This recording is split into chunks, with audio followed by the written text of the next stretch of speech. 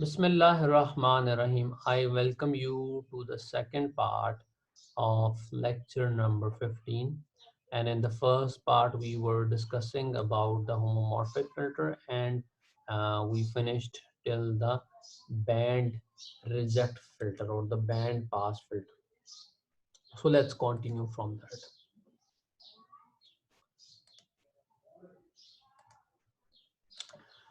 ये हमारे पास हम देख रहे थे इससे पिछले लेक्चर में कि हमारे पास यहाँ पे जो डिटेल नज़र आ रही है, ये मेरे पास 3 फिल्टर दिए हुए हैं, आइडियल फिल्टर, बटरवर्थ और गॉसियन फिल्टर। हम ऑलरेडी इसकी क्वेश्चन देख चुके हैं। जो हमारे पास डी नॉट था ये डिसाइड करता था इससे पहले इसका कट ऑफ पॉइंट, कि किस पॉइंट से फिल्टर जो है आगे फ्रीक्वेंसीज को जाने देगा और किस पॉइंट के बाद फ्रीक्वेंसीज को रोक लेगा, जो आपका डी नॉट का पॉइंट है। Whereas in this case, since this type of filter is called as a band pass filter or a band reject filter. Band reject करने का मतलब है कि ये उस सर्टन बैंड को रोक लेगा और बाकी सारी फ्रीक्वेंसी कंपोनेंट्स को पास कर देगा। यानी इस फिल्टर में जो डी नॉट की वैल्यू ये पहले एक पॉइंट को डिफाइन करती थी, साथ ये जो डब्ल्यू का फैक्टर है ये डिफाइन कर रहा है कि किस पॉइंट, ये जो आपके पास डी नॉट की विड्थ है, आप कितनी फ्रीक्वेंसीज को आप रोकेंगे। अगर मैं इसको हाइपोथेटिकली देखूं तो लेट्स से मेरे पास एक इमेज है जिसके अंदर मेरे फ्रीक्वेंसी कंपोनेंट्स दिए हुए हैं और हम इससे पहले देखते थे कि लेट्स से ये मेरे पास 2 का कंपोनेंट है। इस 2 से जो मेरे पास बिलो फ्रीक्वेंसीज थी, अगर मैं इन्हें रोक लूं तो ये मेरे पास जो फ्रीक्वेंसीज थी ये मेरे पास लो फ्रीक्वेंसीज आ जाती हैं। जो इससे ऊपर वाली फ्रीक्वेंसीज हैं सारी ये मेरे पास हाई फ्रीक्वेंसी रेंज है। लेकिन अगर आप बैंड रिजेक्ट फिल्टर की बात करें तो बैंड रिजेक्ट का मतलब है कि एक ऐसा फिल्टर है जो आपके पास एक सर्टन बैंड को रोकेगा, यानी यहाँ से लेकर तो यहाँ तक के एक ऐसी वैल्यूज हैं जिनको हम, late me just redraw this.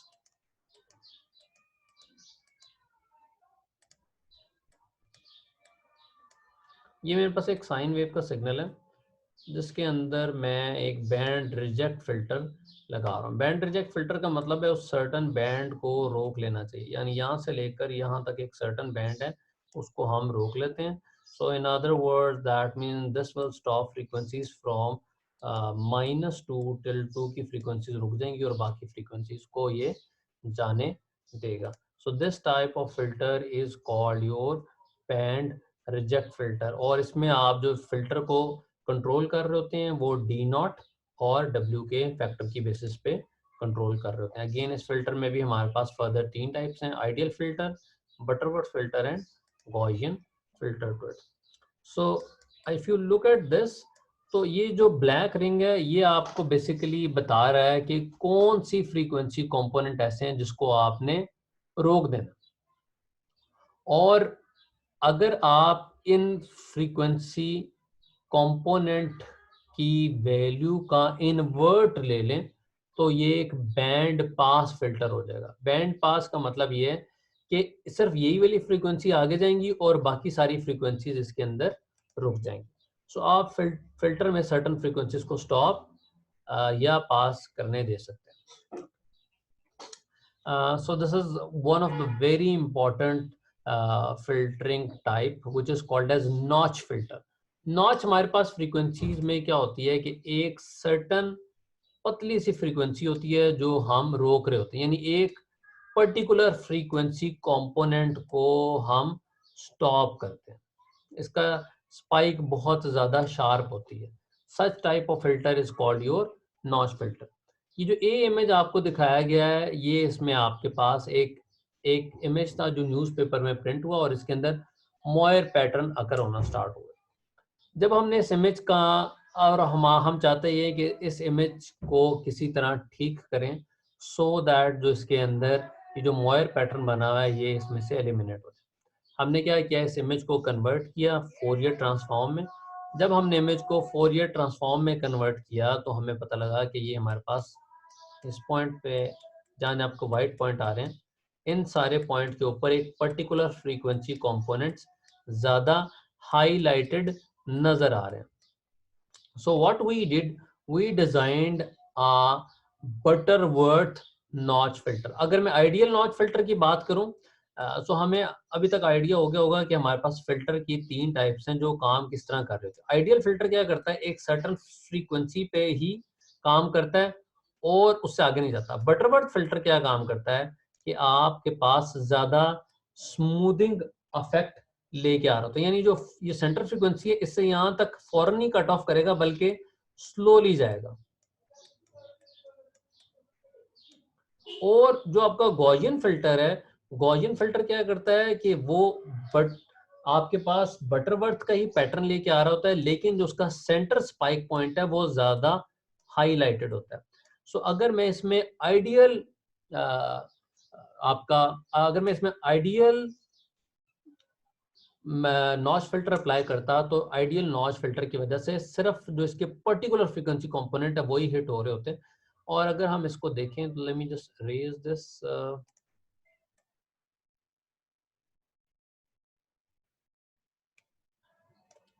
इस इमेज को हम ना थोड़ा जूम इन करके देखते हैं। अगर आप ये देखें तो आपको यहाँ पे ये पर्टिकुलर व्हाइट स्पॉट नजर आ रहा है। एक नॉच फिल्टर एक ही पर्टिकुलर फ्रीक्वेंसी कंपोनेंट को ज्यादा हिट कर रहा होता है, सिर्फ उसी फ्रीक्वेंसी कंपोनेंट को हिट करेगा। अगर मैं यहाँ पे नॉच अप्लाई कर रहा हूँ इस फिल्टर के अंदर, late me just draw it.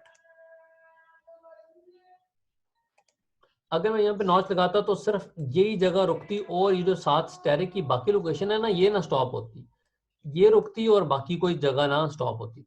सो इस केस को अवॉइड करने के लिए what we did, we applied a Butterworth notch reject filter to it.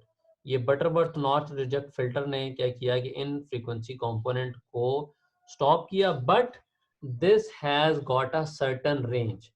Again I repeat this, इसकी एक कुछ सर्टेन रेंज होती है जिसके अंदर आके ये स्टॉप करता है। इसका कट ऑफ पॉइंट 100% डिफाइन नहीं होता, बिकॉज आइडियल फिल्टर में हमारे पास जो कट ऑफ पॉइंट है वो पर्टिकुलरली डिफाइंड होता है। सो हमने क्या किया कि हमने इसमें एक ही फिल्टर अप्लाई किया और उस एक फिल्टर को अप्लाई करने के बाद उसकी डिलेड वर्जन इसके ऊपर दोबारा अप्लाई किया। यानी आपने इसमें इनपुट जो आपने इसमें किया, आपने इसमें ये इनपुट किया जी, ऐसी स्पाइक इसमें इनपुट कर दें और फिर इस स्पाइक को एक दफा इधर अप्लाई करें, उसके बाद इसको डिले करके इधर अप्लाई करें, फिर इसको अप्लाई करके इधर अप्लाई करें। यानी इसकी मल्टीपल कॉपीज बना के इसको अप्लाई किया और इसकी वजह से जहां जहां पे इमेज के अंदर आपके पास ये जो वाइट स्पॉट आ रहे थे, ये नजर आ रहे थे, ये आपके पास एलिमिनेट हो गए। And because of that we got a clearer image obtained from it. अच्छा, ये जो आपको पास इमेज नजर आ रहा है, इसमें जो इमेज ए है इसके अंदर आपके पास सैटर्न रिंग्स शो हो रहे हैं। ये इसको हम सैटर्न रिंग्स कहते हैं। ये जो आपको सीधी सीधी लाइंस आ रही हैं, मे बी ये किसी वीसीआर का इमेज था और हम चाहते ये थे कि इस इमेज के अंदर ये जो आपको ये पीछे ये वाला बैकग्राउंड इमेज नजर आ रहा है, ये इस इमेज को हम किसी तरह अलग करना चाहते हैं और जो इसके ऊपर नॉइज नजर आ रही है ना ये स्ट्रेट लाइंस की फॉर्म में, हम चाहते हैं इस नॉइस को एलिमिनेट कर दे। So what we did, we took the image and then we converted the image into the Fourier spectrum।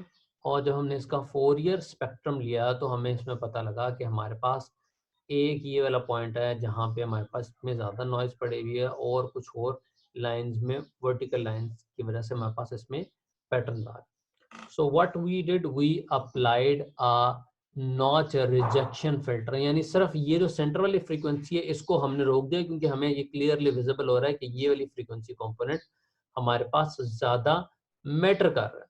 So we designed a notch rejection filter. Notch rejection filter कैसा था, ये जो सारे फ्रीक्वेंसी कंपोनेंट ये एक minute, ये जो आपको फ्रीक्वेंसी कंपोनेंट नजर आ रहे हैं हमने इन फ्रीक्वेंसी कंपोनेंट को स्टॉप किया और बाकी फ्रीक्वेंसी कंपोनेंट को जाने दिया, यानी इसकी डीसी को पास किया, डीसी जाने दे रहा है और बाकी ये जो कंपोनेंट है, ये जो लाइन आपको नजर आ रही है इसको स्टॉप कर दिया और इसको, ये जो लाइन नजर आ रही है we stopped this line, और जो इसका डीसी था, डीसी को हमने इसमें से पास कर दिया। As a result of which हमें जो आखिरी इमेज ऑब्टेन हुआ है, ये एक नॉच रिजेक्शन की वजह से इमेज ऑब्टेन हो रहा है, जिसमें आप देख रहे हैं ये जो आगे इसके पैटर्न था वो एलिमिनेट हो गया। यानी इससे हमें पता लगता है ये जो पैटर्न आ रहा है इसकी एक सर्टन पीरियोडिक फ्रीक्वेंसी थी, हमने उसी पीरियोडिक फ्रीक्वेंसी को इसमें से फिल्टर कर लिया, और इस पीरियोडिक फ्रीक्वेंसी को फिल्टर करने की वजह से आपको एक क्लियर इमेज ऑब्टेन हो रहा है। ओके जी, so that is it for this lecture. और जो आपको सॉरी ये आपको एक last there is a slide which is left with, इस स्लाइड के अंदर आपको जो है ना DTFT और FFT का आपस में कंपैरिजन दिखाया गया। एन जो है इसमें फिल्टर का रिस्पांस यानी फिल्टर का ऑर्डर है, और C ऑफ N कंपटीशन है। जैसे जैसे आपकी फिल्टर का रिस्पांस ज़्यादा इंक्रीज होता है, यानी आपका फिल्टर का ऑर्डर इंक्रीज होता है, आपकी कंपटीशन भी ज़्यादा होती है, और जो आपका FFT है वो ज़्यादा फास्टली कंप्यूट करता है as compare to your DTFT। Okay, so that is it for this chapter, chapter number 4. I will going to repeat this entire chapter in one lecture, जिसमें मैं इन सारी चीज़ों को summarize करूँगा. So let me just summarize this entire chapter once again for you, and I'll going to give you an overview. हमने शुरू में कुछ steps हमने functions देखे हैं जिनकी मदद से हम frequency के अंदर images को handle करते हैं, और सबसे important हमने डेल्टा का फंक्शन देखा या इम्पल्स रिस्पांस फंक्शन देखा, जिसकी मदद से हम इमेज को मॉडल कर लेते थे। And then we look that कि जब हम इमेज को फ्रीक्वेंसी में कन्वर्ट करते हैं तो हमारे पास फ्रीक्वेंसी में कन्वर्जन की वजह से एक फेजर कंपोनेंट आता है और एक मैग्नीट्यूड कंपोनेंट आ रहा होता है, जो ज़्यादा इंपॉर्टेंट हमारे पास होता है। एंड अकॉर्डिंगली आप इमेज को टेलर सीरीज के थ्रू रिकन्वर्ट कर सकते हैं, और टाइम डोमेन फ्रीक्वेंसी डोमेन से टाइम डोमेन में फोरियर सीरीज के थ्रू भी ला सकते हैं। And after that we look that that transform कि जब आप किसी भी इमेज को कन्वर्ट कर रहे होते हैं फ्रीक्वेंसी में, तो आपके पास क्या इफेक्ट आते हैं। हमने एक इफेक्ट देखा जिसमें हम बस वाइट पैटर्न अगर कर रहे थे along the horizontal and vertical access, और फिर हमने इमेज को सेंटर किया, जिसकी वजह से हम हमारा डीसी कंपोनेंट इमेज के सेंटर के अंदर आ गया, जिसमें हमने इमेज को पैड कर लिया। और फ्रीक्वेंसी कंपोनेंट को डिस्प्ले करने के लिए हमने देखा कि हम इमेज का लॉग लेते हैं, जिसकी वजह से हमारे पास डायनेमिक रेशो कंप्रेशन का इफेक्ट होता है। जो बहुत बड़ी वैल्यू होती है वो सेंटर में आ जाती, बहुत बड़ी वैल्यू है वो भी नॉर्मलाइज होती है, और बहुत छोटी वैल्यू भी नॉर्मलाइज होती है। इसकी एग्जांपल ये कि अगर लॉग ऑफ 100 लें तो आपको 2 आता है, और लॉग ऑफ 0.2 लें तो आपको 20 दे रही होती है, यानी ये एक नॉर्मलाइज रेंज के अंदर आ जाती है। और फिर हमने इमेज के अंदर दो फैक्ट्स देखे। अगर हमारे पास इमेज का एक फोरियर स्पेक्ट्रम दिया हुआ है, तो इस फोरियर एक स्पेशल फ्रीक्वेंसी डोमेन कंपोनेंट दिया है, इसको अगर हम फोरियर लें तो हमारे पास कॉर्नर्स के ऊपर ब्राइट स्पॉट्स फॉर्म करने हैं। इसको हमने इमेज को सेंट्रलाइज किया, सेंट्रलाइज करने की वजह से डीसी कंपोनेंट सेंटर में हो गया, जिसकी वजह से हम इमेज को रीडिजाइन कर सकते थे। Then we look that the translation effect, जिसमें हमने ऑब्जेक्ट को एक पॉइंट से उठा के सेकंड पॉइंट पे लेके, और हमने देखा कि ट्रांसलेशन की वजह से फोरियर स्पेक्ट्रम पे कोई भी फर्क नहीं आ रहा होता। सिर्फ जब हम ऑब्जेक्ट को रोटेट करते हैं तो फोरियर स्पेक्ट्रम भी आपके पास रोटेट कर रहा होता है। Then we look that an example of implementation in Fourier domain, जिसमें हमारे पास एक बड़ा मशहूर लीना इमेज था, जिसको हमने कन्वर्ट किया फ्रीक्वेंसी स्पेक्ट्रम में, और फिर हमने इस पे एक लो पास फिल्टर अप्लाई किया, जिसकी वजह से इमेज ब्लर हो गया। और फिर एक ओरिजिनल इमेज था जिसके ऊपर हमने एक हाई पास फिल्टर अप्लाई किया, यानी सिंपल इसका जो डीसी कंपोनेंट था उसको ब्लॉक किया और बाकी कंपोनेंट्स को पास होने दिए। जब हमने इस कंपोनेंट को पास किया तो हमारे पास सिंपल इमेज के एजेस की डिटेल रह गई। And then after that we looked at the periodicity in the image, कि अगर हम इमेज को कहीं पर भी शिफ्ट करें तो इमेज पीरियोडिक होता है, और इस पीरियोडिसिटी का हमने फैक्ट देखने के लिए हमने देखा कि इमेज को आप इवन कंपोनेंट और ऑड कंपोनेंट के अकॉर्डिंगली मॉडल कर सकते हैं। And then after that we started looking at the sampling theorem कि किसी भी इमेज को कम से कम 2f max के ऊपर सैंपल करना जरूरी होता है। अगर आप नहीं करते तो एलिसिंग और फोल्डिंग इफेक्ट आता है। इमेजेस के अंदर एलिसिंग या फोल्डिंग के इफेक्ट को आर्टिफैक्ट्स भी कह रहे होते हैं। आर्टिफैक्ट्स में हमने एक इमेज की एग्जांपल देखी जिसमें हमारे पैटर्न्स पड़े हुए थे। अगर ये पैटर्न्स बहुत ज़्यादा क्लोज आ जाते हैं और हम सब वैल्यू के ऊपर सैंपल कर रहे थे, तो जब हम इनको रिकंस्ट्रक्ट करते हैं तो हमारे पास इमेज में प्रॉब्लम आती है। जिसमें हमने ये ट्राउज़र वाले इमेज की एग्जांपल देखी जिसमें हमारे पास ये ट्राउजर की लाइंस नजर आ रही हैं। और अब जिस इस इमेज को हमने सब सैंपल किया, जब हमने इस इमेज को सब सैंपल किया यानी कुछ पॉइंट छोड़ दिए, तो हमारे पास ये जो डिटेल थी ये चेंज होगी। इस इफेक्ट को हम एलिसिंग इफेक्ट भी कहते हैं और इसको हमने करेक्ट करने के लिए एक लो पास फिल्टर अप्लाई किया जिससे इस इफेक्ट को करेक्ट कर लिया गया।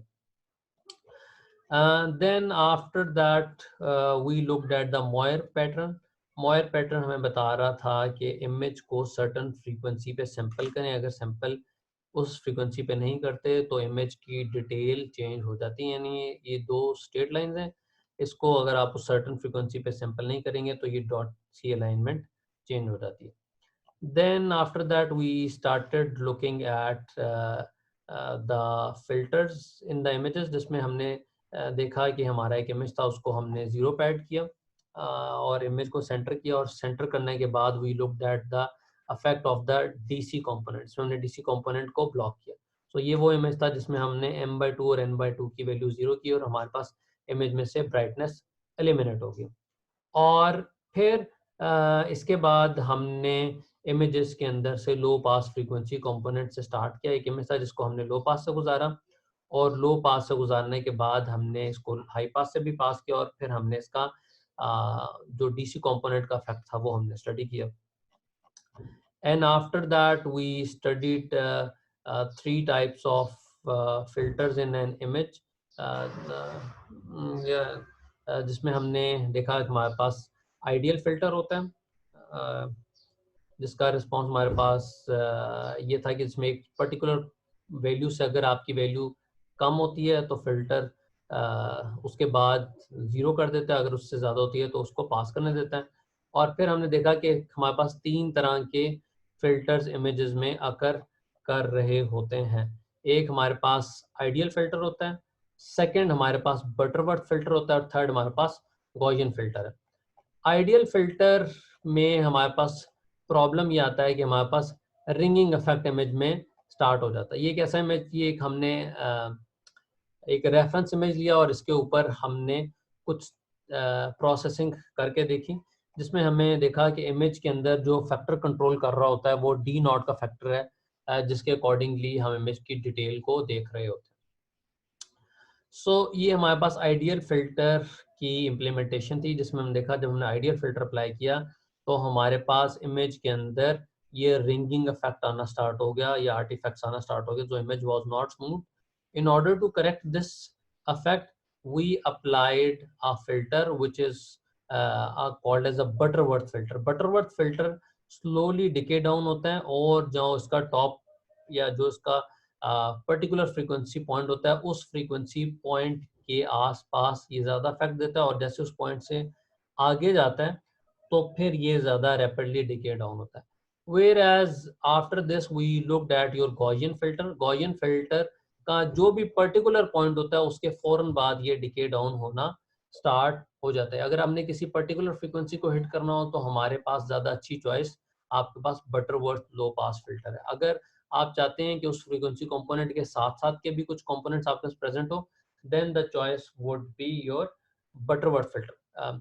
And the last is your Gaussian filter, जिसमें गॉसियन फिल्टर क्या करता है कि एक पर्टिकुलर फ्रीक्वेंसी को ज्यादा हिट कर रहा होता है और उसके बाद फौरन डिके डाउन होना स्टार्ट हो जाता है।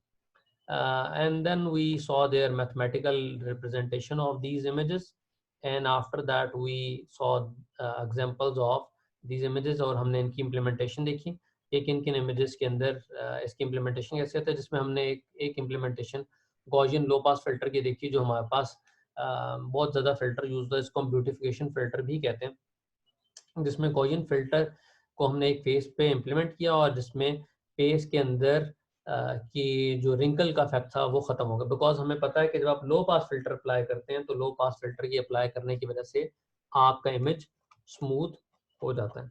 And after that we looked at the high pass filter. High pass filter इसका रेसिप्रोकल इफेक्ट दे रहा होता है। सो इसकी हमने एक एग्जांपल देखी जिसमें हमारे पास फिंगरप्रिंट डिटेक्शन का सिस्टम था और हम चाहते थे कि सिर्फ इसमें से फिंगरप्रिंट्स को एक्सट्रैक्ट कर लिया जाए, और हमने फिर इसकी कुछ एग्जांपल देखी और फिर हमने होमोमॉर्फिक फिल्टर देखा। And lastly we looked at the notch filter, जिसमें हमने देखा कि नॉच फिल्टर एक पर्टिकुलर फ्रीक्वेंसीज को हिट करता है और उन्हीं फ्रीक्वेंसीज को रिजेक्ट कर देता है, और फिर हमने बैंड रिजेक्ट या बैंड पास फिल्टर की इम्प्लीमेंटेशन देखी इस चैप्टर में।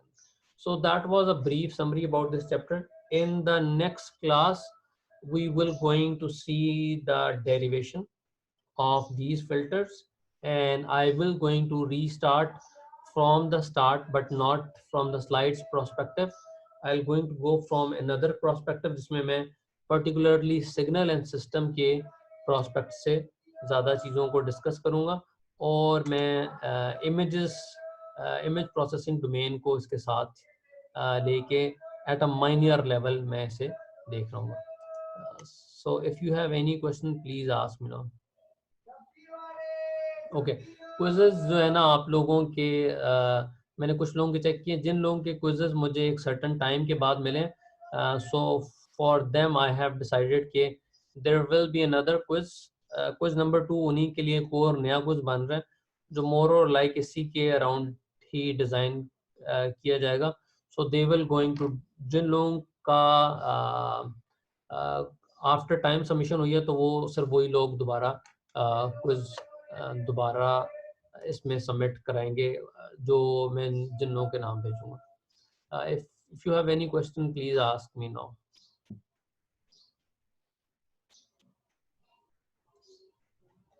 ओके जी, that is it for today, so I will stop over here.